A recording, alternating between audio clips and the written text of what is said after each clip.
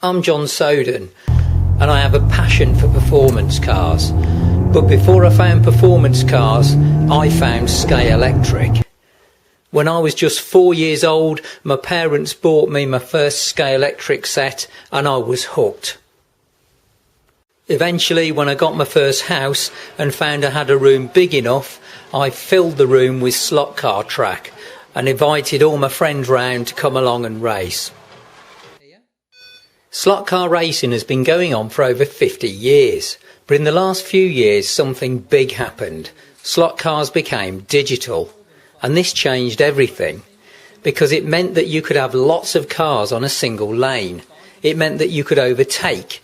It meant that you could program the acceleration and the braking of the cars. You could have headlights and brake lights. You could time each individual car to accuracies of 1/100th of a second. In other words, it made slot car racing more like the real thing. So when I found out there were people who would travel from all over Europe to race for a full 24 hours through the night on a slot car track that was designed like Le Mans, I had to go and see it.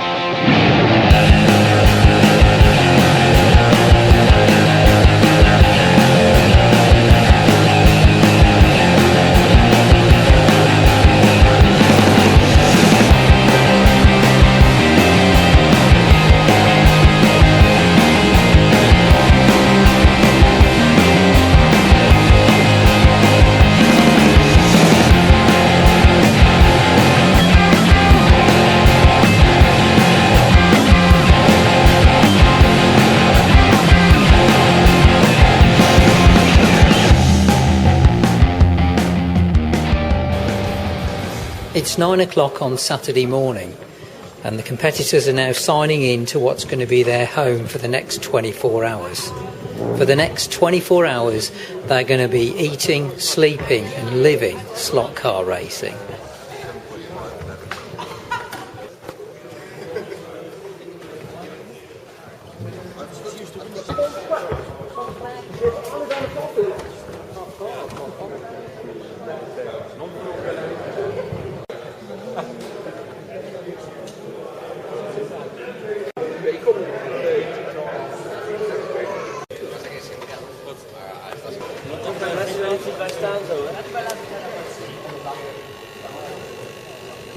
He's got his own coffee machine.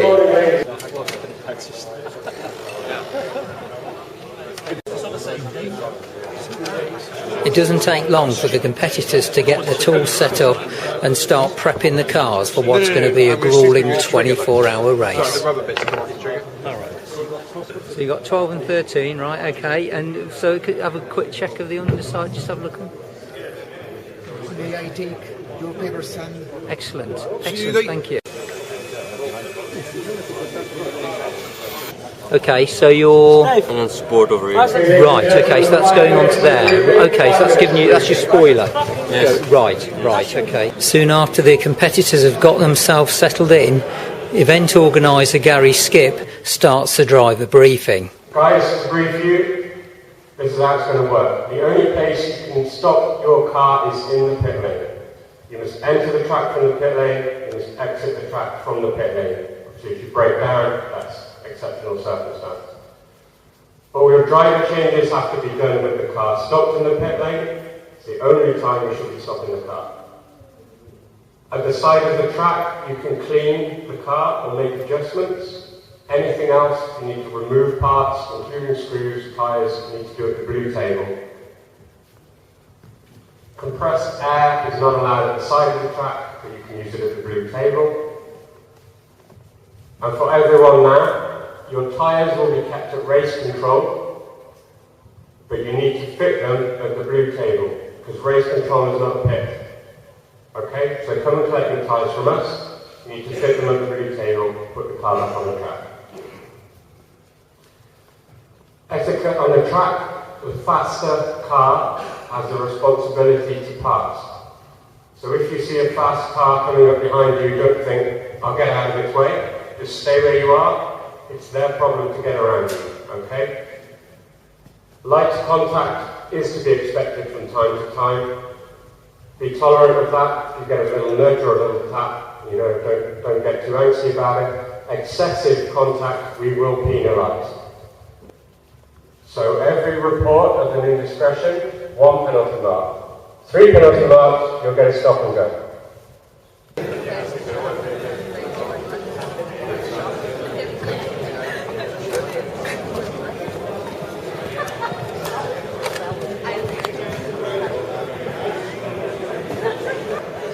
So, going from the pit lanes and the start point, we go out through the Dunlop curve and under the Dunlop tunnel. We then head out into the S's. Nice sweeping bends there that brings us ultimately to the famous Mulsanne Straight. Now, anyone with a Scalextric set will know that if you can open your car up for at least 1 second on full throttle, you've got a good track. This particular straight, drivers will be opening up for at least 4 seconds of full throttle as they head towards the end of the track. And then at the end of the track, there's a blue light on the right-hand side to indicate when drivers should be braking. That brings us down into the most dangerous corner of them all, the Mulsanne corner. That's where most of the accidents are most likely to happen. We then head out on another nice piece of track towards the Indianapolis corner and also Arnage, one directly after another. And then as we come out of the Arnage corner, we head out on another nice straight where again drivers can probably get their throttle full on for a little while before hitting the Porsche curves. And now, as you come out of the Porsche curves, we go into another set of really tricky bends and corners before heading back towards the start point and clocking up 1 lap.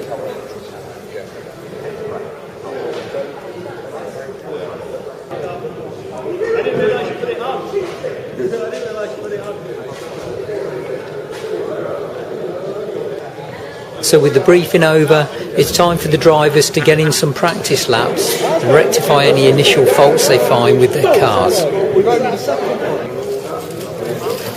Jack, are you driving out?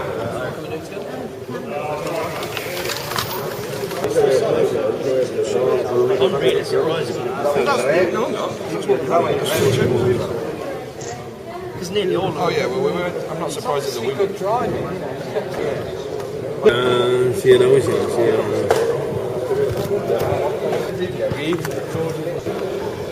Okay, practice will begin.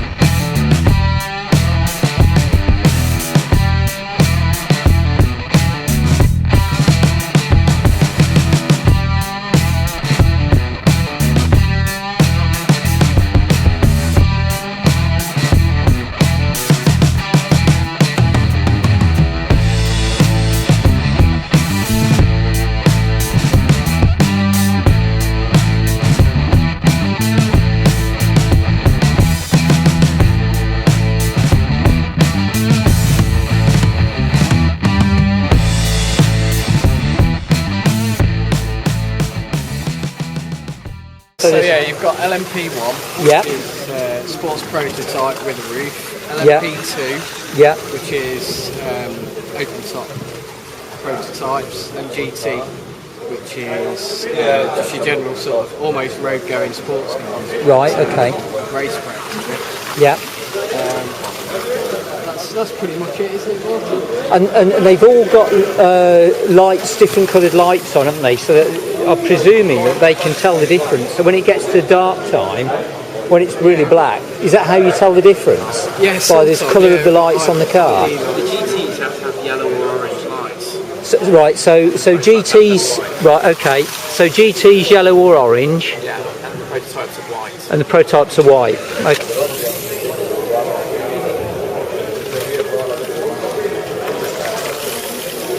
How would you tell the difference between your car and somebody else's when it's pitch black if you are of the same type?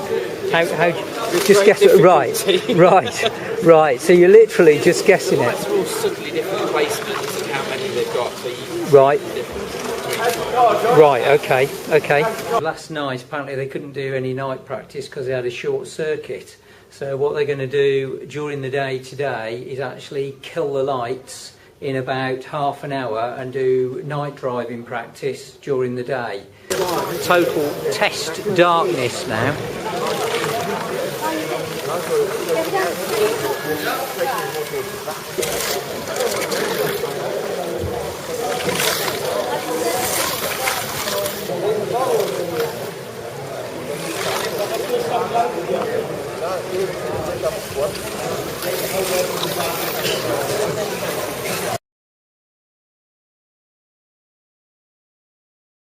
So we're fast approaching 3 o'clock in the afternoon now, and in just 15 minutes the race is going to start. This is going to be the proper thing. So they've had all morning and sometime last night, about 10 o'clock, to do some practices, and now this is where they actually go for it and start a solid 24 hours of racing.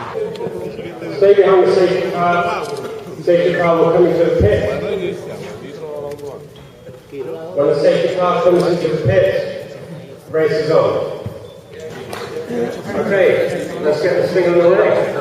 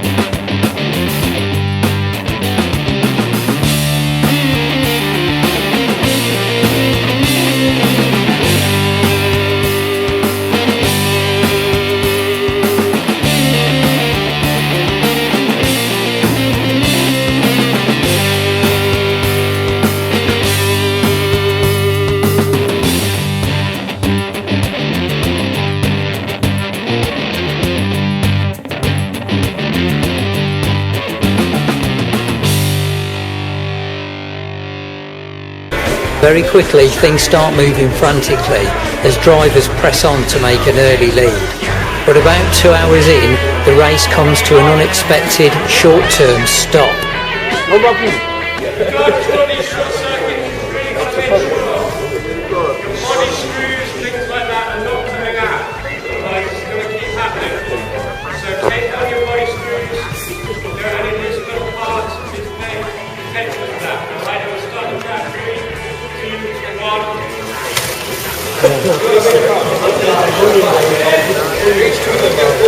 Okay, we're about an hour and a half, hour and 3/4 in now, with a short on the track caused by the body screws coming out of one of the cars, which causes the track to short. So they had to stop the race for a second. As far as I know at the moment, we've got the Germans in the lead, followed by the UK second, followed by Holland. You've got the dongle, the yellow thing sticking at the USB port, yeah, with the red light. Yeah, yeah. So that's the communication. That's Right, okay. So all the wireless information is going through that Right. into the race management. That one laptop is doing everything. Yeah. Ladies and gentlemen, it's time once more for your Pendle Slot Racing hourly update. We are 2 hours into this race. No Limit still leading in P1, and overall they are with 450 laps now after 2 hours, and it's Pendle Slot Racing only 9 behind, 10 behind, so keeping on the tail of the German team, Dutch Touch, defending their victory from last year on the podium at the moment. I don't go into lane 1. It's nearly 10 o'clock at night. I've been home, had a nice dinner, come back again. Not sure what the guys inside that building are doing, or for food, I don't know. But anyway, they've been racing for nearly 7 hours now, and I'm expecting when I go back in there that they'll be racing with the lights off, just driving pure headlights. So not quite sure what the quality of the video is going to be like, but or what the quality of the driving is going to be like. But there we go. We'll go in, we'll take a look, see what's going on. When I went back into the building, everything was in pitch darkness, and it made me wonder that when you drive a normal car, the level of concentration is that much more higher when you're driving in the dark. But when you're driving a car the size of the palm of your hand at a distance of up to 20 metres away, with just the headlights of that car to keep you focused, you really have to have the concentration of a hawk if you're going to get it right. I have to say, I can hardly see anything anyway. It's really hard. It's now completely black. Like to be a racing man. Yeah, exactly.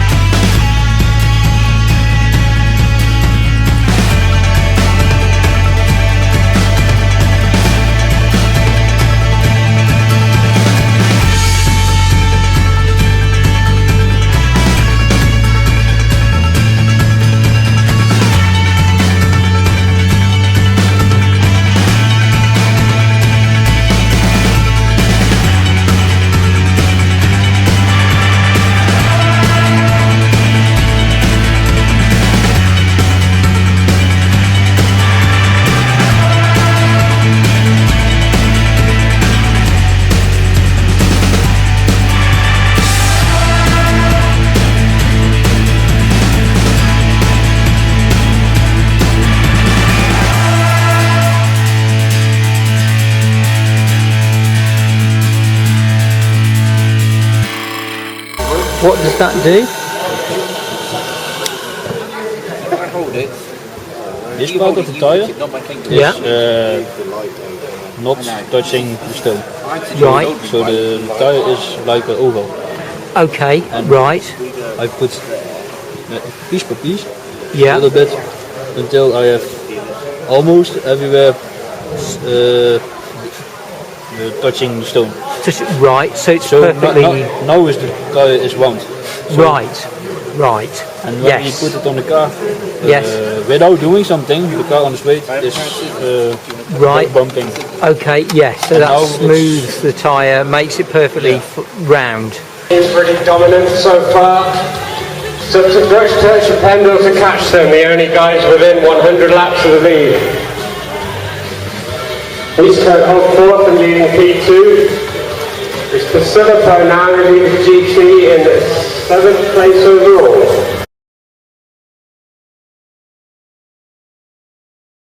Okay, we're back. It's now Sunday morning, so I'm going back in now. I've had a good night's sleep. I left here about 12:15 last night, and I'll be interested to see how they are and how they're bearing up now, because it must be pretty stressful by this point. Bearing in mind they're just over halfway through. So let's go in, see how they're bearing up.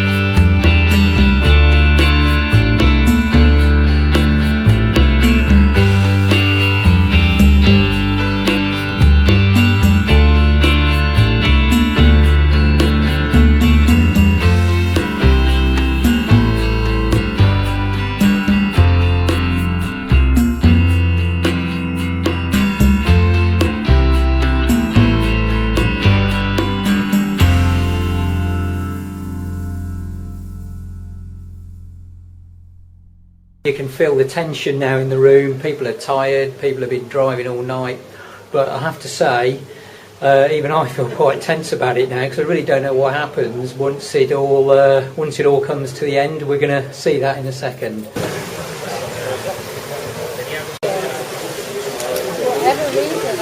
After 24 hours of exhaustive racing and just 3 minutes to go, it was clear that the gap between the lead racers and the rest of the teams was impossible to change. But despite the odds, nobody was giving up.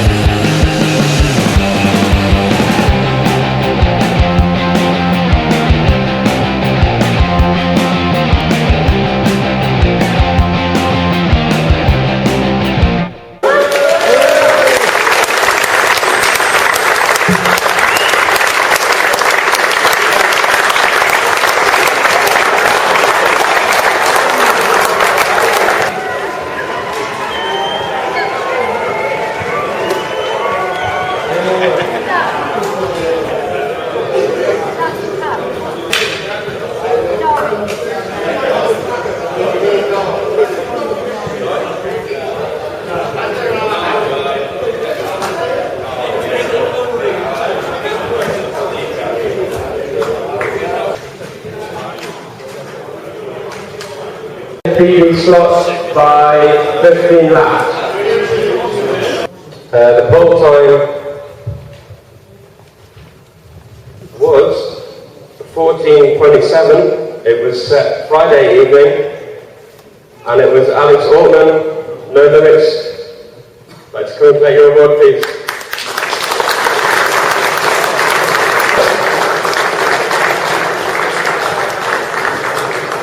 Very well done.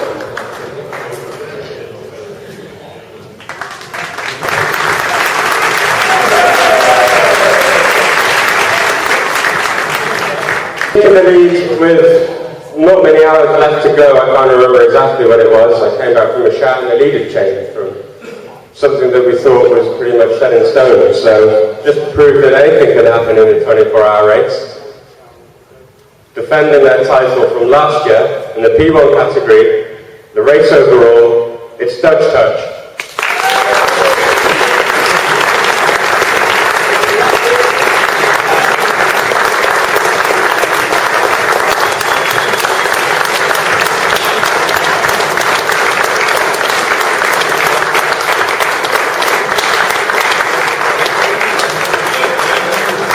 I want to thank all participants for this race. We had a different car than last year, less standard car.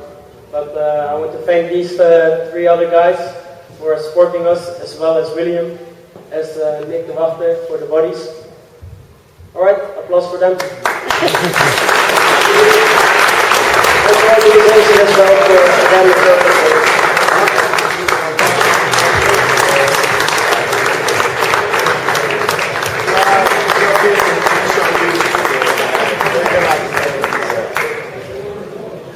Gentlemen,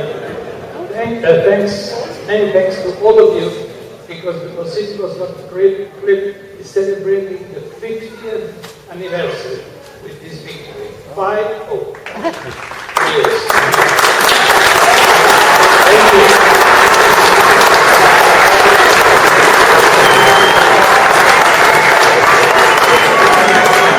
Thank you so much for your support, and I look forward to seeing you again next year, hopefully.